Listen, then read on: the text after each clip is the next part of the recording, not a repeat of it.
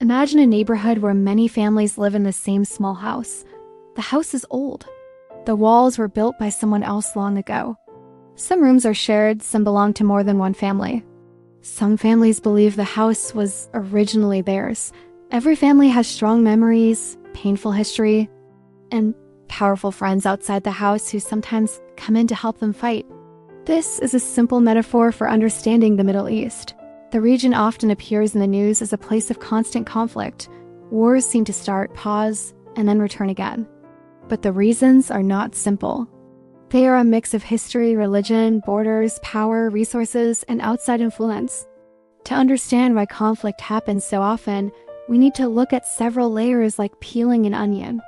The Middle East is one of the oldest centers of human civilization. Thousands of years ago, some of the world's first cities were built there. Empires rose and fell: the Persians, Romans, Byzantines, and Ottomans. Because the region has such a long history, many groups believe they have ancient connections to the same land. A useful metaphor is a very old tree with many branches. Each branch represents a group of people, but all the branches grow from the same roots. This creates a powerful emotional attachment to land. According to historian Bernard Lewis, historical memory in the Middle East is much stronger than in many modern Western societies. Events that happened hundreds or even thousands of years ago still influence how people think today. In other words, the past never fully disappears. One of the biggest reasons for modern conflict comes from borders that were drawn after World War I. Before that time, much of the Middle East was ruled by the Ottoman Empire. When the empire collapsed in 1918, European powers, especially Britain and France, divided the region into new countries. These borders were often drawn on maps in offices far away, without considering the complex ethnic and religious groups living there. Imagine a classroom where students from different friend groups are suddenly forced into teams that make no sense. Some rivals are placed together. Some allies are separated. That is similar to what happened. The Sykes-Picot Agreement of 1916 secretly divided territories between Britain and France. Many of today's countries like Iraq, Syria, and Jordan were shaped during this period. Religion also plays a role in many Middle Eastern conflicts. The region is the birthplace of three major world religions: Judaism, Christianity, and Islam. These religions share many beliefs, but they also develop different identities and political movements over time. Within Islam itself, there are two major branches, Sunni and Shia. The division started more than 1,300 years ago, after a dispute about who should lead the Muslim community after the Prophet Muhammad. Over centuries, this disagreement evolved into deeper political and cultural differences. Think of it like a family argument that happened generations ago, but every generation keeps inheriting the disagreement. Research by political scientist Valerie Hudson and others shows that identity-based conflicts, especially those connected to religion or ethnicity, tend to be harder to resolve because they involve deep emotional beliefs, not just political negotiation. However, it is important to understand something. Religion alone does not cause wars. Often religion becomes a symbol people use to organize political power. Another major reason the Middle East attracts conflict is its natural resources, especially oil. The region holds some of the world's largest oil reserves. Oil powers modern economies. It fuels cars, airplanes, factories, and military equipment. Because of this, the Middle East became extremely important to global powers. A useful metaphor is a well in the desert that everyone needs to drink from. If many powerful people depend on the same well, they will compete to control it. Economic historian Daniel Yergin, in his book The Prize, describes how oil reshaped international politics in the 20th century. Countries like the United States, Russia, and European powers all became deeply involved in the region to protect energy interests. This external involvement sometimes stabilizes situations, but it can also intensify conflicts. The Middle East is not only a place where local groups compete.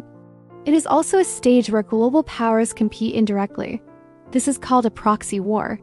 A simple metaphor is two chess players, using other people's pieces. For example, during the Cold War, the United States and the Soviet Union supported different governments and factions across the region. Even today, rival regional powers such as Iran and Saudi Arabia often support different groups in countries like Yemen, Syria, or Lebanon. Political scientist Paul Collier of Oxford University has shown in conflict research that outside funding and weapons often prolong civil wars by allowing fighting groups to continue long after they might otherwise stop. This means conflicts can last for decades. One of the most well-known and emotionally charged conflicts in the region is between Israelis and Palestinians. The conflict is rooted in competing national movements. In the late 19th and early 20th centuries, the Zionist movement sought to establish a Jewish homeland in Palestine. At the same time, Arab communities living there developed their own national identity. After World War II and the Holocaust, international support for a Jewish state increased. In 1947, the United Nations proposed dividing the land into two states, one Jewish and one Arab. War followed. Since then, the conflict has gone through many phases, including wars, uprisings, negotiations, and periods of fragile peace. Psychologist Daniel Bartal, who studies intractable conflicts, explains that long conflicts create collective narrative stories each side tells about itself and the other. Over time, these narratives become deeply embedded in identity. People are not only defending land, they're defending their understanding of justice and survival. Many Middle Eastern countries also face economic challenges and rapidly growing populations. A large percentage of people are under the age of 30. When young populations experience high unemployment and limited political opportunities, frustration can grow. Economists call this the youth bulge effect. Research by Gunnar Heinsohn suggests that societies with very large youth populations sometimes experience higher levels of instability if economic systems cannot absorb them. The Arab Spring in 2011 reflected many of these pressures. People across several countries protested corruption, inequality, and lack of political freedom. Some movements led to reforms. Others turned into long civil wars. One of the most powerful forces sustaining conflict is psychological. War creates trauma. Trauma shapes how communities see each other. Children grow up hearing stories of violence suffered by their families. These stories become part of identity. Psychologist Vamik Volkan, who studies large group trauma, explains that societies often carry chosen traumas, memories of historical suffering that remain emotionally active for generations. These memories can make compromise extremely difficult. It is like passing down an old wound from one generation to the next. Even when people want peace, fear and mistrust remain. When we combine all these forces, the picture becomes clearer. The Middle East is not a region defined by one single cause of conflict. Instead, it is a place where many powerful factors intersect. Ancient historical identities, borders created by colonial powers, religious and cultural divisions, valuable natural resources, foreign intervention, long-standing national conflicts, economic pressures, and generational trauma. Each factor alone might be manageable, but together they create a very complicated system. It is like a machine with many moving gears. When one gear turns, it moves the others. It is important to remember that the Middle East is not only conflict. It is also a region of rich culture, science, literature, and innovation. Cities like Baghdad, Damascus, and Cairo were once among the world's greatest centers of knowledge. Many people in the region work every day for peace, cooperation, and stability. However, peace is difficult because it requires solving many layers of problems at once. Let us return to the metaphor of the shared house. Imagine again the families living inside. The house has broken walls, old arguments, and outside visitors influencing the fights. Some families fear losing their rooms. Others want a fair share of space. Some remember past injuries. Peace in this house would require several things: new agreements about rooms and boundaries, trust between families, less interference from outside actors, and better opportunities for everyone living there. These changes are possible, but they take time. History moves slowly. When people ask, why is there always war in the Middle East? The question itself can be misleading. The region is not naturally violent.